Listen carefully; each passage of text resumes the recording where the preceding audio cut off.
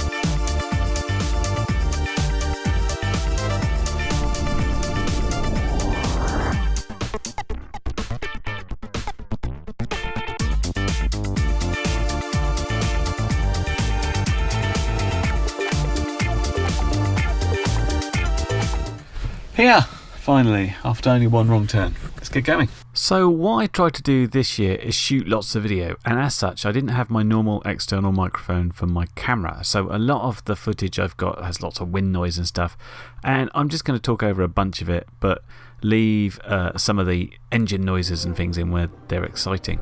And I'm just trying to give you a flavour of what was going on. So one of the first things I did was walk around and have a chat to guys setting up. This is like a 42% scale plane, which is apparently not a 3D plane. I sort of suggested that it looked like it had pretty big wing surfaces, and he's like, no, it's more of a scale flyer. Next I walked over and talked to these guys putting together this diamond turbine. Only one of 3 in the country, and it will cost you about £10,000 to build one of these. And I was talking to the owner and fly here to say what it was like flying it for the first time, and he actually described it as a pussycat, which I suppose it depends on your relative idea of experience and what you're like on flying planes. It looks frightening to me. I've got some flight footage of later, and pussycat I would not call it. Obviously I walked down a flight line to see what was happening. Now most of these large scale things and all the guys you can see in the blue tops are part of MWM Warbirds, which sounds like it's going to be mostly scale sort of World War II stuff, but they have all the jets as well, and the turbines are amazing. Whenever you want to look at stuff on an air show, the large scale creates a real spectacle, and look at the size of some of these 3D planes as well. It's just ridiculous. So I was very excited to see how these things would go, and there's some sort of twin propped auto gyro as well, which is really peculiar. Still some gorgeous scale stuff too, of course. And these look interesting, the sort of red arrows display team. Alright, so random flying stuff, and it was just stuff going in the air, and I started watching it essentially.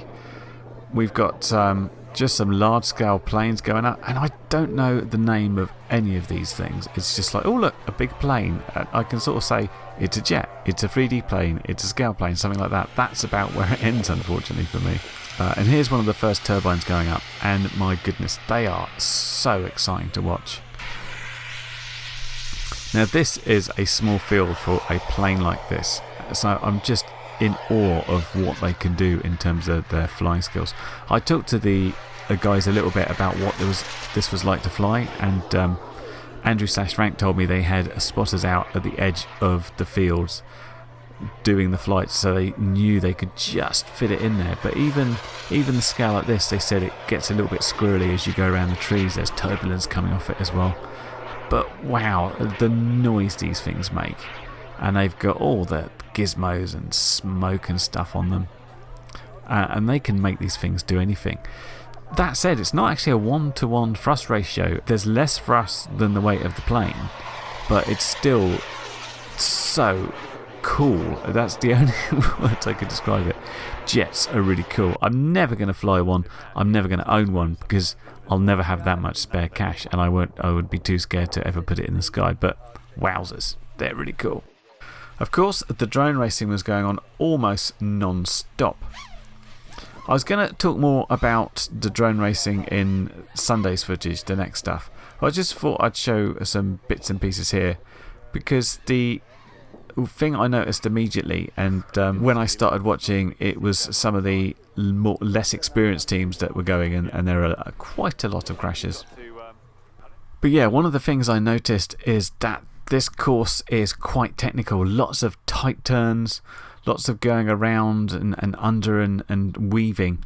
So it's not the sort of course you could really get speed up. It was all about careful flying and being smooth. And some of the guys there, I mean, I met a bunch of guys, and some of them told me this is my first race ever, and it's a little bit of a baptism of fire because it does not look easy. There's some sections where they go under and around the trees are particularly difficult. Some of these turns, when you sort of do get up the speed and suddenly have to turn, is pretty difficult. So they did well. This is a team race, and it's really hard to watch from a spectator point of view because you never quite know what's going on. Basically, you've got 8 minutes. You've got 4 teams of, I think, 4 team members. You go out. Each member does a bunch of laps, comes in, changes over to the next guy, and they do their laps. Obviously, there's a bunch of crashes, and other people can take over when there's a crash. But because of this, like 8 minutes and quads going in out, you're never really sure what's going on in terms of who's leading. So it's really nice to watch in the goggles, but much harder to watch when you're just looking at the quads running around. And back out to the flight line for some large-scale 3D flying. Again, I've never been particularly interested in 3D flying, and generally speaking, when I see a small 3D foamy, I find it a bit dull to watch. But as soon as you scale stuff up, it's like, wow, that's really impressive. So I can really appreciate the piloting skills as well as the nerve it takes to do what they're doing to models of this size. Some of these manoeuvres they're doing, I'm just like, how come the wings aren't ripping off? The G-forces that must be going on with this sort of plane when it does this is just stupid. So impressive stuff. And then we had some more of the same, more 3D stuff, more insane manoeuvres, and more like, let's see how close to the ground we can get without actually crashing into it and things like that. Really, really cool. As far as 3D flying goes, apart from having the plane, I can 3D on the simulator, but I can do lots of things on the simulator. It doesn't necessarily transfer into real world skills, so I'm just going to leave this to the guys that know what they're doing, because it's not me.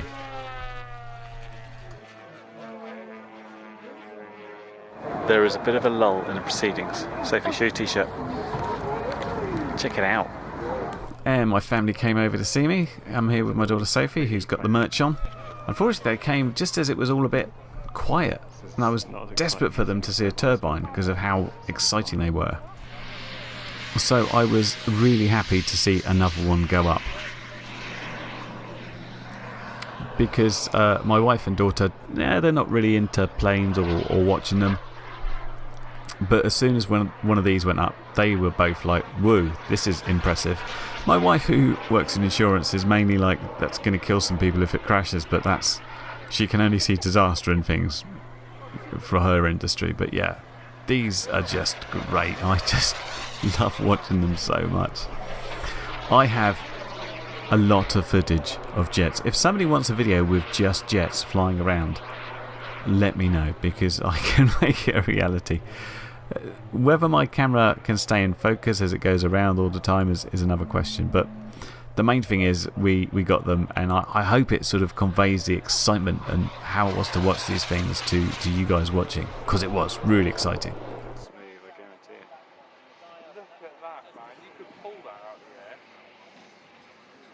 I think jets must be the only things I know that actually have proper brakes on their wheels as well, just to slow these things down.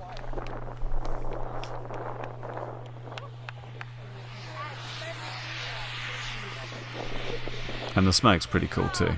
A bit stinky, but you know. Since my wife was there, we managed to get a picture of all of us in the LDO group. I think the first one we've actually managed to get all together, which is great. So this is the diamond I talked about earlier as the guy was setting it up. It's just a unique looking model. It's like a spaceship. I mean, it would definitely take someone's eye out. You know, you get warned about pointy things, but one of these things coming at you, you'd certainly know about it, wouldn't you? And you can hopefully make out that it can get a little bit squirrely on some of the yaw movement, I noticed. Again, that turbulence over the trees. There was a little bit of wind on the Saturday, and it did make a little bit of the difference to what they could do. These jet guys, they like to do, you know, long runs really low down over the runway, but they were quite limited because they had to pull up and turn around and go back again. But again, the Diamond is a massively exciting jet to look at and listen to and just watch in the air. Great flying once again from these guys.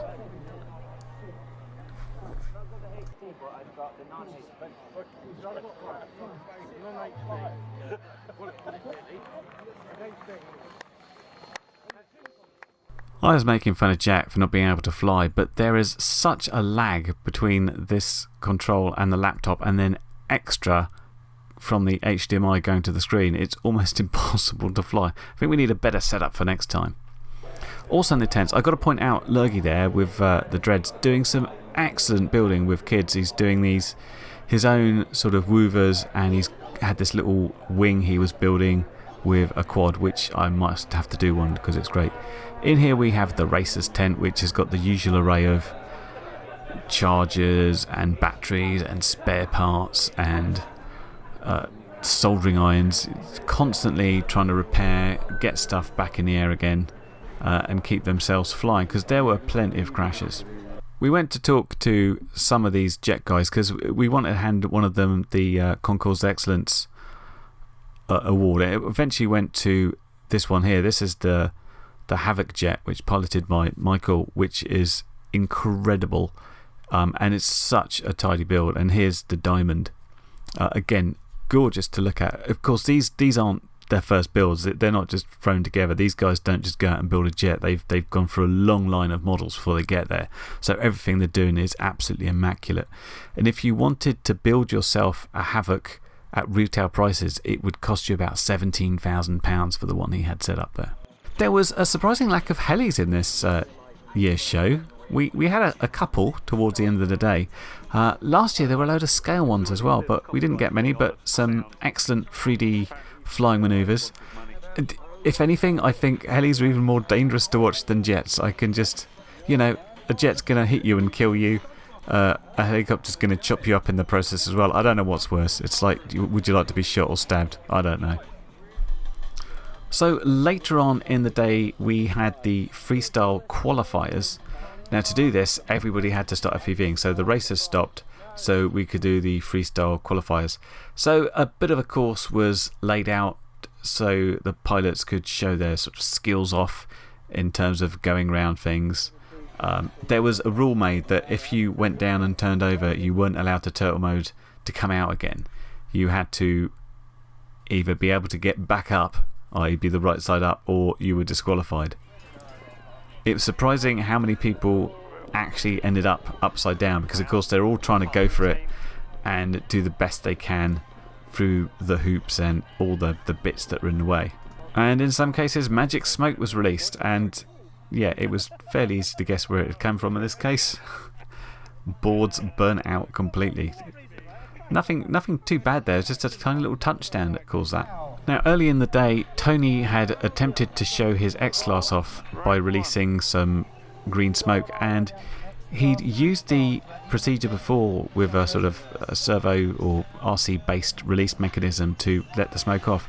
This time everything else on the quad seemed to freeze, it fell to the ground, its arms got all bent up, and he went off and replaced all the arms, basically making himself a flyable quad, which he decided to enter into the freestyle contest. And you wouldn't think that an X-Class would do very well in a freestyle contest, but two things went really well for it. First off, you could see it as a spectator. We were used to like looking in the goggles and looking what's going on, But this was really lovely to watch in the air, and you could really tell what it was doing. Also, full marks to Tony. He did some really smooth and really flowy manoeuvres.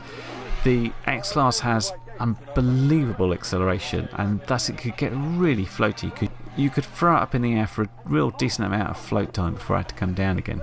So I watched this with the camera, and then I made fun of Tony later for not having any of his OSD working properly. But this turned out to be the winning entry, and this is...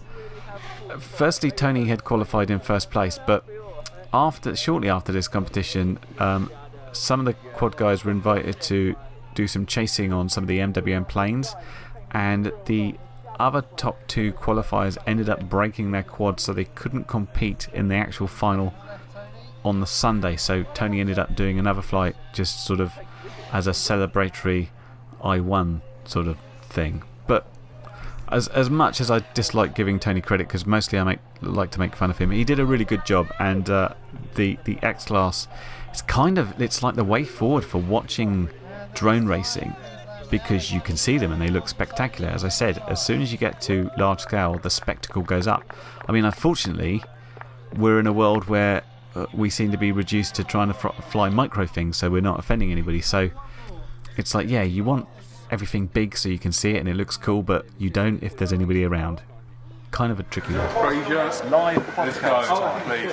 Yep, so we did a live Let's Drone Out podcast. This was pretty tricky from the point of view that we weren't controlling the microphones or the actual stream. Normally we'd be sat in front of the computer, each have headphones and a microphone, so we knew who was speaking and we could hear each other. It's really hard on a long table. Like, one end of the table you can't hear the other end, and you have to turn your head the wrong way to speak into a microphone. But we got through it. I say we got through it. Control was slightly lost in some ways. There was certainly some weird stuff going on. Jack got to hit Frank because Frank said, if I ever run Mini Air Show again, please slap me. And wow, I thought he was going to hold back, but that was really hard. And the final bit of the evening was setting up for the Tiny Whoop Racing. Unfortunately, I couldn't stay. It was already too late for me, but Gav did an amazing job setting up his course and all his electronics to basically act. He described it as like Mario Kart or like Wipeout. You basically go through things, traps and weapons go off and all sorts. Crazy stuff. Well, it's day 2. Quite a fair on the main flight line right now. It's about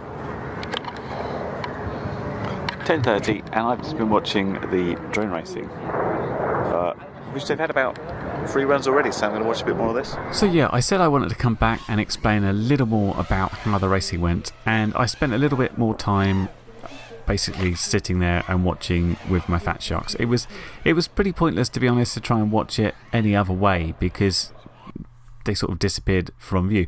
That said, I have to say that the layout of this year's show was so much better than the last one. You got a much better view of the racing, and you could sort of walk along and see what was going on. And it felt like it was kind of behind everything last year. This time, it's much more on display, much more accessible. So, in terms of how it works, I wanted to talk a little bit about the frequencies used, because I thought this was quite clever stuff. So, in the team racing, as I said before, 4 groups go out and there's 4 members in the team, and they're each given 2 frequencies. So what will happen is one guy will start flying. In theory, he will do a bunch of laps, his battery gets low, he comes in, the next guy goes out.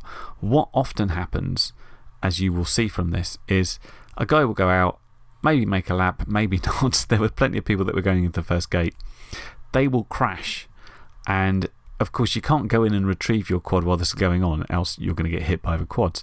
So that person that's crashed will use their other frequency. So they have a live frequency and a graveyard frequency. And if they crash, they need to set their VTXs to the graveyard frequency so the next guy can go out on the live frequency. And most of the time, people had a switch so they could put it into that frequency immediately if their VTX supported it. Other guys, which I saw, had to go into their OSD manually and go and select that frequency. And I mean, it sounds like it shouldn't be too bad, but of course, if you're way down the other end behind the tree, upside down with your skew in the ground, then trying to get the video reception to be able to do that's quite hard. Anyway, I thought it was a really good system, and it worked really well on the changeovers. It was literally like one guy can crash and the next guy can be out within a couple of seconds. They had it that well. Of course, it would be better if they didn't crash. A couple of other observations I had about the racing. Aside from, there's obviously lots of levels of skill of people racing, which is a great thing because it means you can make up a team of people who've never raced before and you'll get put with similar skilled people. At the other end of the scale, you had teams like X-Blades and Send News that eventually worked out as first and second, and many other of the elite teams all in there together, so they had some real competition to go around with.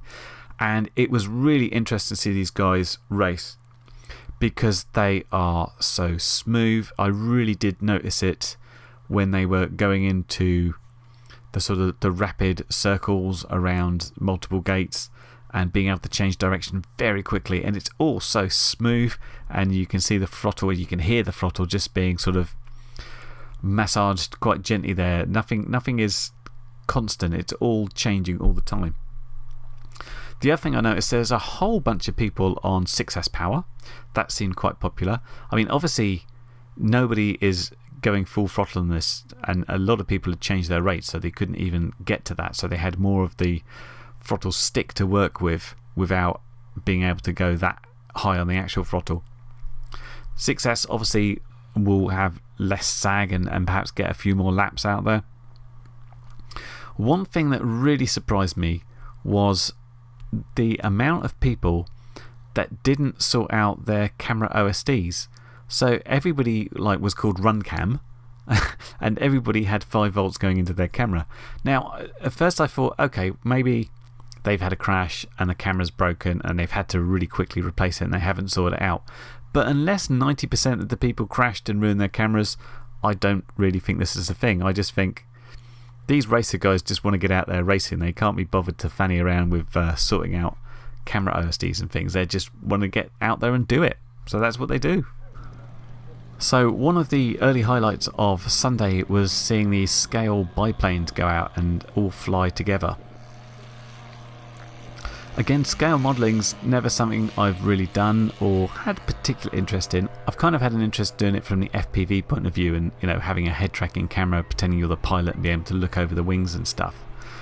But again, the spectacle of the size of this and the precision of the flying made this really interesting to watch. And they're able to fly them in such a scale way that frankly it looks like they could be just full size, because as soon as they get in the air you can't tell really how far away they are, so it just looks like, hey, there's a bunch of biplanes going out and flying around. Isn't that cool? And it is, and it's so great that they got all 4 up in the air at the same time and were able to fly formation really nicely, really tightly. Fantastic thing to watch.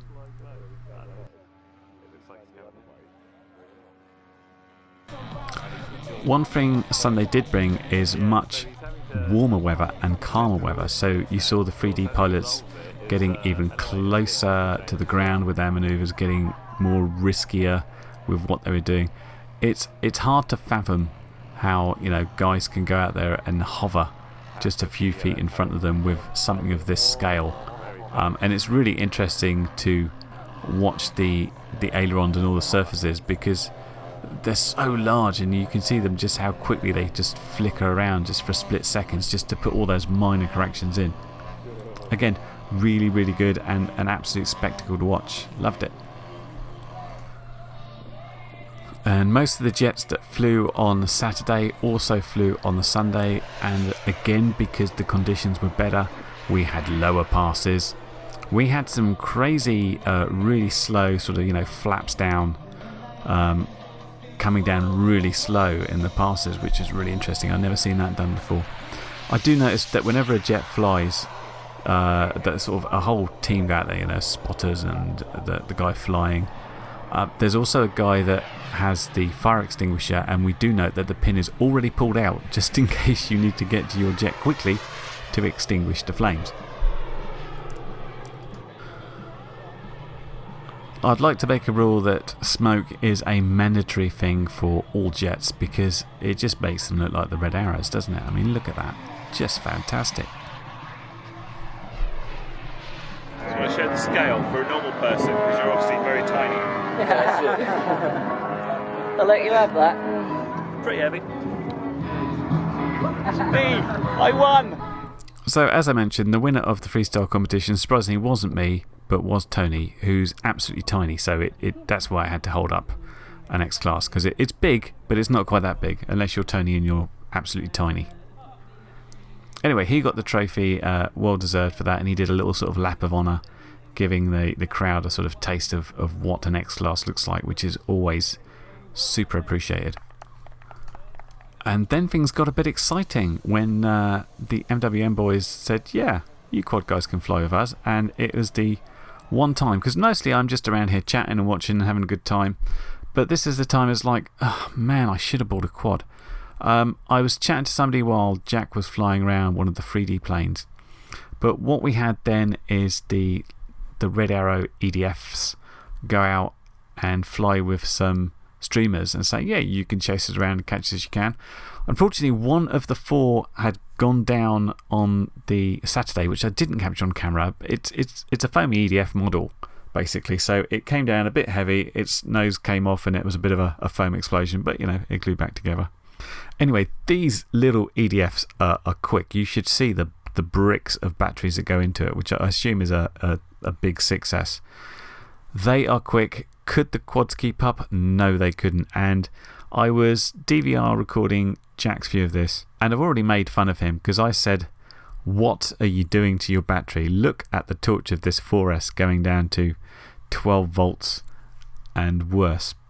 But some really nice I mean, I'm an absolute sucker for chasing planes with quads. I think it's a great fun thing to do, and I'm quite jealous these guys got to do it and I couldn't. But then we started getting more interesting. Let's get a couple of, I wouldn't say there's 3D planes, these are sort of scale largest planes, but they were all sort of doing the same manoeuvres and going around, again creating one hell of an interesting spectacle. Just fantastic stuff, which is a really nice thing to end on for this video. Yeah, I stuck around until about 2-3 o'clock I think on the Sunday before I made my way home. Just a fantastic day, or 2 days for me, full of great big models flying, drone racing, meeting people. Thanks to everybody that came up and say hello. It was great to meet some of the people that watch my stuff, and a few Patreon supporters, and just a couple of guys that came up to say hello. Awesome to meet you all. And it was really interesting to learn the sort of things you're flying, the sort of problems you're facing, how you're getting on with different things, and what you think's coming up. Anyway, that has been my Mini Airshow 5 journey. I hope you've enjoyed it. Stick around in the future for more videos, and of course, if anybody thinks I should extend the amount of jet flying into its own video, let me know and we'll see what can happen. Catch you next time. Bye for now. Well, you've made it to the end of the video, so thanks once again for watching. If you like what you saw, then please consider subscribing, and if you really like what you saw, then be sure to check out the link to my blog for a variety of ways in which you can help support this channel.